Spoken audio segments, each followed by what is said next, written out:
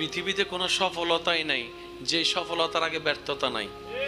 পৃথিবীর মধ্যে কোনো কোনো কোনো ফুলের উপহার নাই যে ফুলের আগে কাঁটার ব্যথা সহ্য করতে হয় না।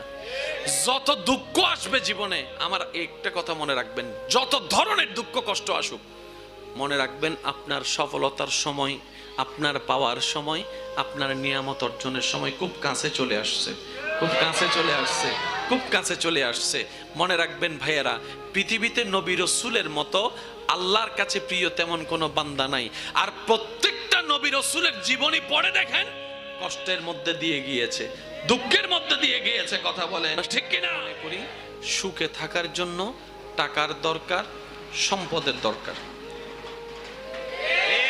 সুন্দর একটা জীবনের জন্য টাকার দরকার, সম্পদের দরকার, বাড়ির দরকার, গাড়ির দরকার। এবার সেই জিনিস অর্জন করার জন্য যা যেমনে পারে তেমনি ইনকাম করা শুরু করছে। কিন্তু বড় মজার বিষয় কি জানেন, একটা সময় গিয়ে ওই সম্পত্তিটাই তার দুঃখের কারণ হয়ে যায়। ছেলে মেয়ে পর্যন্ত মা বাবাকে ঘর থেকে বের করে দিচ্ছে এই সম্পত্তির কারণে।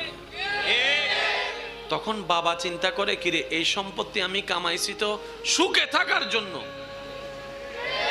আজকে দেখি এই সম্পত্তি নিয়ে আমার ছেলে ছেলে মারামারি, আমার মেয়ে মেয়ে মারামারি, আমার ছেলে মেয়ে মারামারি। তো ছেলে মেয়ে যদি অশান্তি থাকে, কোন মা বাবা তো শান্তিতে থাকতে। আমি কি করলাম এটা, আমি কি করলাম, আমি কি করলাম? আমি তো এখন শান্তির খুঁজে তাদেরকে অশান্তিতে ঠেলে দিছি।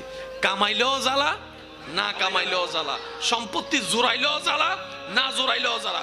সম্পত্তি জুড়াইলে বেশি কে নিবে সে চিন্তায় মগ্ন, আর না জুড়াইলে গালাগালি করে, কেন জন্ম দিছো আমাদেরকে।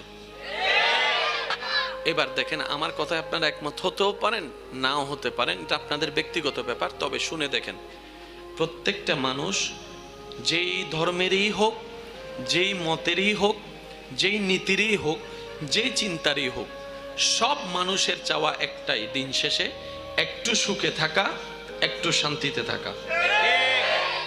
মুরব্বীদেরকে জিজ্ঞেস করেন, যারা একসময় এই এলাকায় রাজত্ব করেছিল, যাদের দাপটে কেউ কথা বলতে পারে নাই, আজকে যখন উনি বেড রেস্টে রুগী হয়ে গিয়েছেন, ওনাকে জিজ্ঞেস করেন, দাদা আপনি এখন জীবনে কি চান? এখন চাওয়ার মতো আর কিছুই নেই, পাওয়ার মতো কোনো কিছুই নেই। জীবন তো আমাদের, সূর্যটা তো জীবন সূর্য অস্তর মধ্যে দিকে যাচ্ছে, এখন বেশি কিছু চাওয়ার নাই। ওই নাতি নাতনির চেহারাটা একটু দেখবো, তারা একটু খেলাধুলা করবে।